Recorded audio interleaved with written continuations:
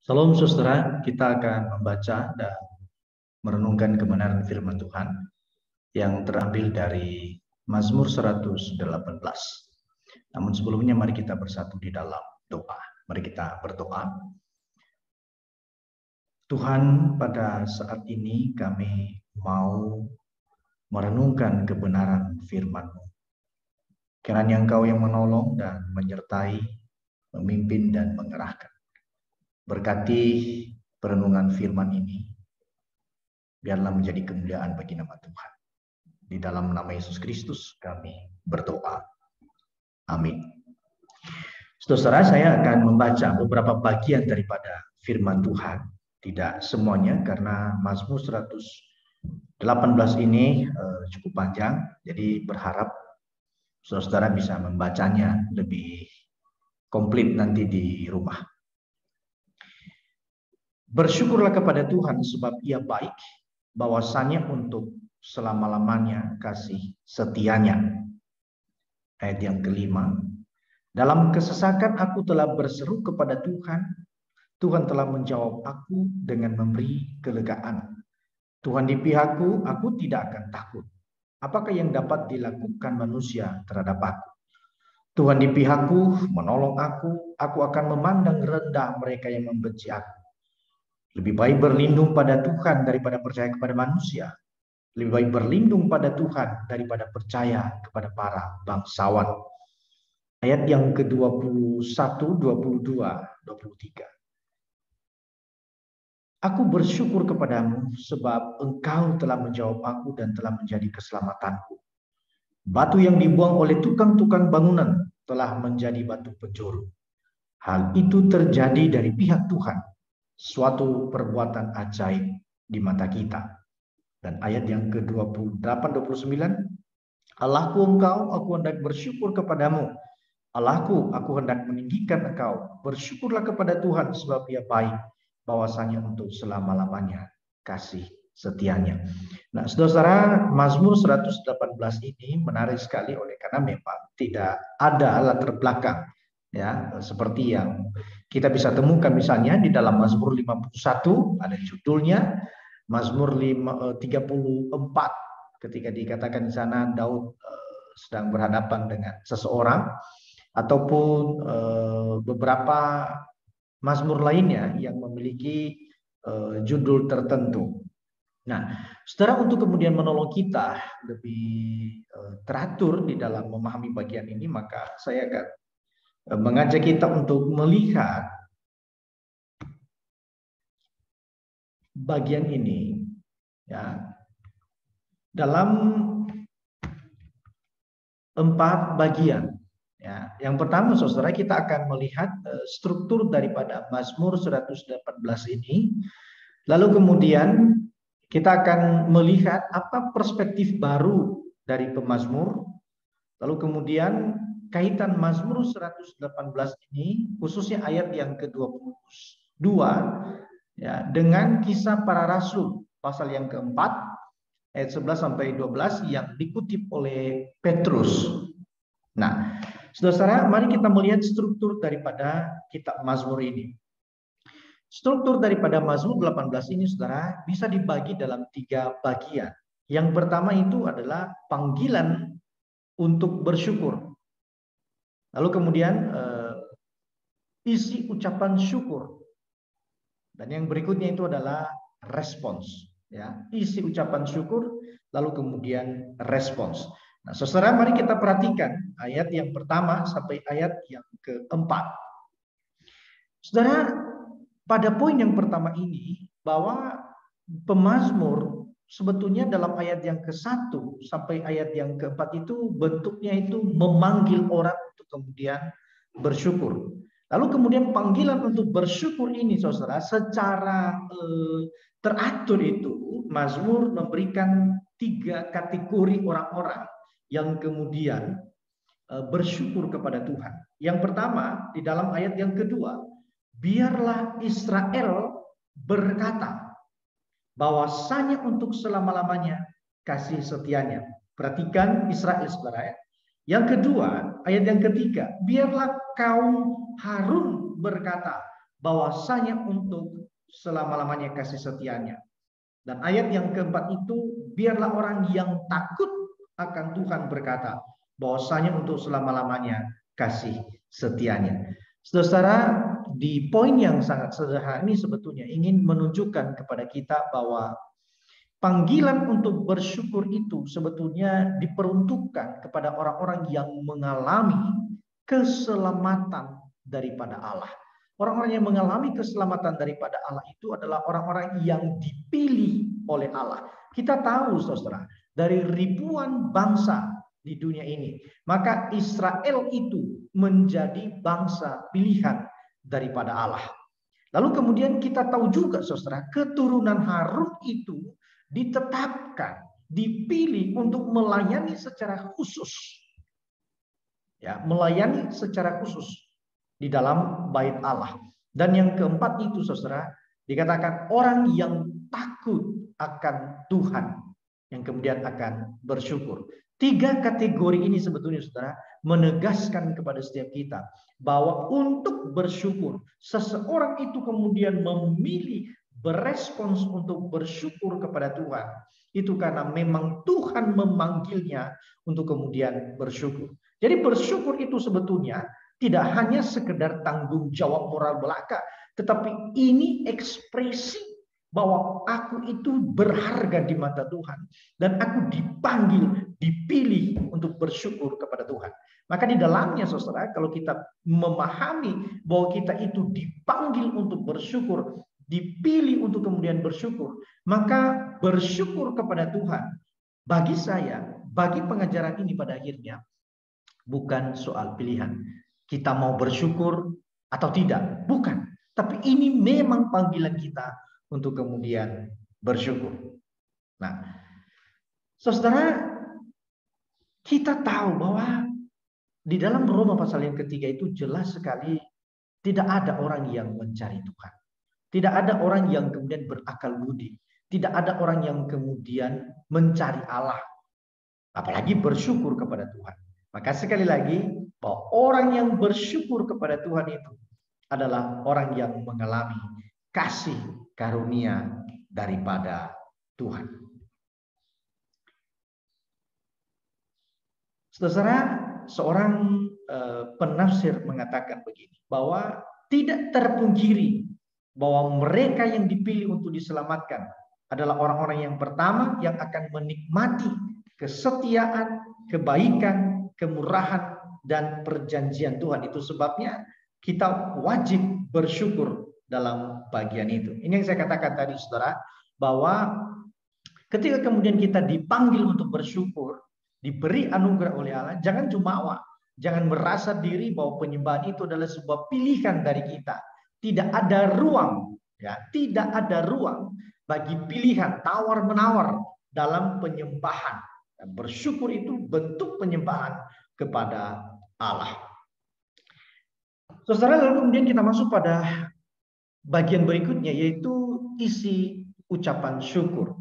Nah, saudara, isi ucapan syukur ini dimulai dari ayat yang kelima sebetulnya, lalu kemudian sampai pada ayat yang ke-21.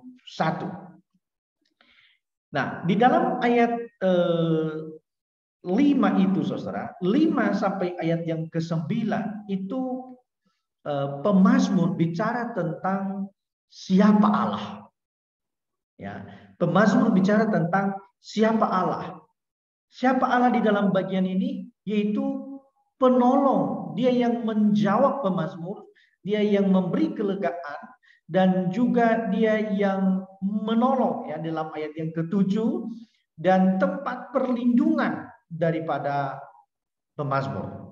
Ya, ucapan syukur daripada pemazmur itu isinya dimulai dari siapa Allah. Lalu kemudian, saudara, nah ini yang menarik, ini salah satu keunikan daripada mazmur. Ya, ini salah satu keunikan daripada mazmur. Yang ini menegaskan kepada kita bahwa pengetahuan kita, pengenalan kita akan siapa Allah itu semestinya, ya, seharusnya menimbulkan perspektif baru di dalam hidup kita. Ya, dalam ayat yang kelima, keenam, ya, dikatakan siapa Allah sebetulnya di dalam kehidupan pemazmur. Nah, perspektif baru daripada pemazmur dalam bagian ini, saudara, itu ada di dalam ayat yang ke-7. Ayat yang ke-7 dikatakan begini, Tuhan di pihakku, menolong aku. Ya, ini bicara tentang siapa Allah, yaitu berada di pihak pemazmur dan menolong pemazmur. Dan perhatikan, aku akan memandang rendah mereka yang membenci aku. Saudara, ini perspektif baru daripada pemazmur, yaitu dia akan memandang rendah orang-orang yang membenci daripada pemazmur itu sendiri. Ya. Nah, saudara, perspektif baru ini, saudara, diekspresikan kemudian di dalam 2 poin. Ya. Perspektif baru yang dimiliki oleh pemazmur itu diekspresikan di dalam 2 poin. Di dalam ayat yang ke-10, ayat yang ke-12. Nah, yang pertama, saudara, dia mengungkapkan kehebatan daripada musuh-musuhnya itu. Dikatakan segala bangsa mengelilingi aku. Mereka mengelilingi aku. Dan gambaran mereka itu dikatakan, saudara, mereka menyala-nyala seperti api duri. Api duri, saudara, duri itu biasanya kalau dibakar dia meletup-meletup, bunyi-bunyi. Nah, saudara, perhatikan beberapa kali kata mengelilingi aku ini ya. Segala, ayat yang ke-10, segala bangsa mengelilingi aku. Ayat yang ke-11, mereka mengelilingi aku. Ya, mengelilingi aku. 3 bagian. 3 poin, 3 kali. Ayat yang ke-12, mereka mengelilingi aku. Bahkan menggunakan seperti lebah, berarti banyak sekali. Ya. Seperti nyala api yang meletup-meletup ya. Seperti nyala api duri. Ya, meletup-meletup. Saudara, 4 kali pengulangan kata mengelilingi aku dalam bagian ini. Apa maksudnya? Namanya mazmur, saudara. Itu ungkapan perasaan. Apa yang sedang terjadi dengan diri daripada pemazmur ini. Itu diungkapkan dia. Ya. Lalu kemudian, saudara, pemazmur di tengah-tengah keadaan yang seperti itu, dia tidak frustasi. Ya, dia tidak frustasi, dia justru kuat. Oleh karena bagaimana kita tahu bahwa pemazmur itu kuat? Perhatikan ayat yang ke-10, mengikuti. Segala bangsa mengikuti aku. Demi nama Tuhan, sesungguhnya aku pukul mereka mundur. Ayat yang ke-11, mereka mengelilingi aku. Ya, mengelilingi aku. Demi nama Tuhan, sesungguhnya aku pukul mereka mundur. Mereka mengelilingi aku seperti lebah. Mereka menyala-nyala seperti api duri. Demi nama Tuhan, sesungguhnya aku pukul mereka mundur. Nah, perhatikan saudara, di dalam ayat yang ke-7 tadi, Tuhan di pihakku, menolong aku akan memandang rendah mereka yang membenci aku. Oleh karena Tuhan yang berpihak, oleh karena Tuhan yang bersama-sama dengan pemazmur, maka ia mampu memandang rendah lawan-lawannya. Dan di sana dikatakan, saudara, mereka dipukul mundur. Nah, saudara, ini isi ucapan syukur daripada pemazmur. Oleh karena apa? Ini yang perlu kita perhatikan, saudara. Kekuatan daripada ucapan syukur pemazmur tidak muncul dari dirinya sendiri, tetapi muncul karena keberpihakan Allah di dalam hidupnya. Ini yang saya katakan, ucapan syukur selalu muncul karena pertolongan Allah dan karena hidup yang bergantung sepenuhnya kepada Allah. Meskipun kita melihat bahwa pemazmur itu akan memandang rendah daripada orang-orang yang membenci dia, Tetapi poin yang ingin dimaksudkan di sana adalah, perhatikan, Tuhan di pihakku, menolong aku. Tangannya sendiri, saudara, tampaknya ia tidak melakukannya secara langsung. Dan itu dilakukan oleh Allah itu sendiri. Saudara, saya pikir ini menjadi pembelajaran bagi kita ya, bagi kita dalam poin ini ya. Ucapan syukur itu selalu memunculkan perspektif baru bagi kita. Perspektif baru itu muncul dari pengenalan kita akan Allah. Ya, dan menurut pemazmur, ia telah melakukannya dalam bagian ini dengan begitu baik. Kita masuk pada poin yang berikutnya, saudara, yaitu keterkaitan antara Mazmur 118 ayat yang ke-22 sampai dan kemudian Kisah Para Rasul pasal yang keempat ayat yang ke-11 sampai ayat yang ke-20. Ayat yang ke-12 maksud saya. Perhatikan ayat yang ke-22. Batu yang dibuang oleh tukang-tukang bangunan telah menjadi batu penjuru. Perhatikan di dalam Kisah Para Rasul pasal yang keempat ayat yang ke-10. 11 maksud saya. 11 dan 12. Petrus ya mengungkapkan, menafsirkan bagian ini. Dia katakan begini, Yesus adalah batu yang dibuang oleh tukang-tukang bangunan, yaitu kamu sendiri, namun ia telah menjadi batu penjuru. Dan keselamatan tidak ada di dalam siapapun juga selain di dalam Dia. Sebab di bawah kolong langit ini tidak ada nama lain yang diberikan kepada manusia yang olehnya kita dapat diselamatkan. Saudara, pertanyaannya adalah, apa hubungannya, saudara, antara Mazmur 118 ini dengan Kisah Para Rasul ini?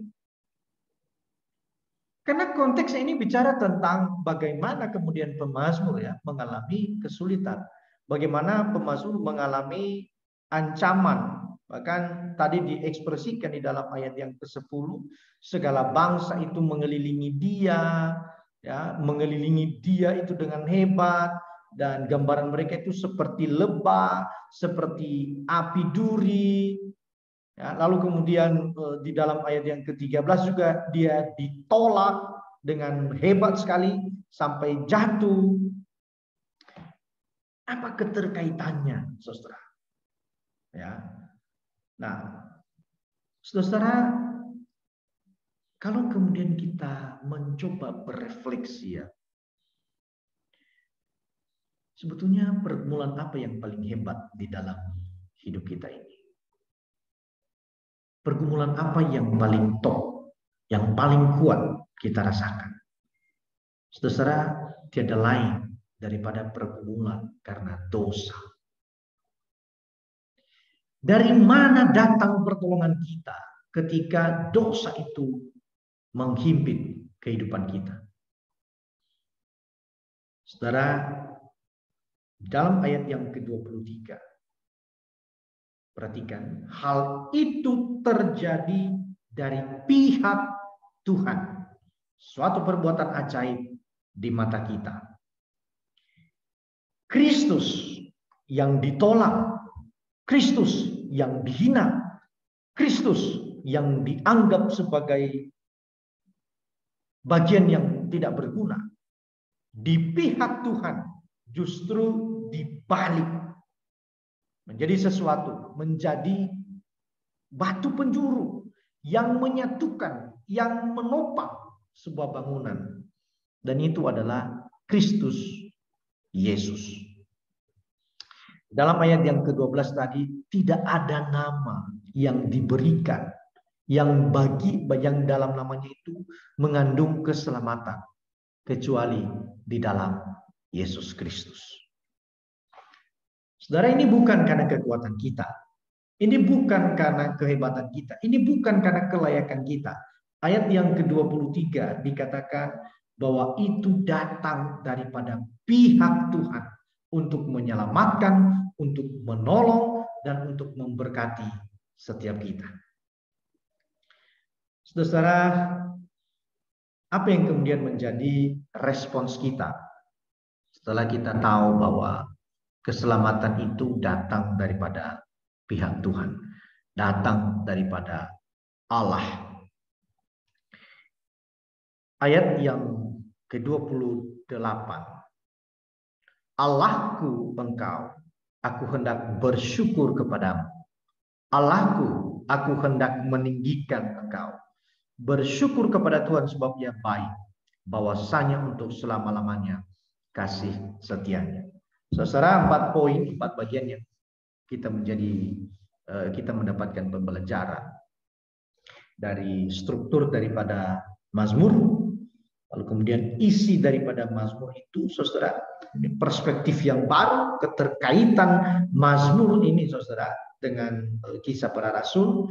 Lalu kemudian berkat respons yang bisa kita berikan. Saudara, percaya kepada Yesus Kristus itu tidak hanya sekedar di bibir, saudara, tapi itu harus diikuti oleh perbuatan. Penyerahan diri secara total. Bersyukur itu, saudara, adalah ekspresi kebergantungan total kepada Tuhan. Tiada lain. Kebergantungan secara total kepada Tuhan. Maka serahkan apa yang saudara pegang selama ini di luar Kristus, dan kenakan Kristus sebagai Tuhan dan Juru Selamat satu-satunya di dalam hidup kita. Kiranya Tuhan memberkati setiap kita. Mari kita berdoa. Tuhan tolong dan Tuhan berkati, Tuhan pimpin kami ketika kami mau belajar akan kebenaran firman. Tolong kami ya Tuhan, untuk kemudian bisa memiliki kehidupan yang berfokus seutuhnya hanya kepada Yesus Kristus Tuhan kami. Bersyukur kepada Engkau Tuhan. Demi nama Yesus Kristus kami berdoa. Amin.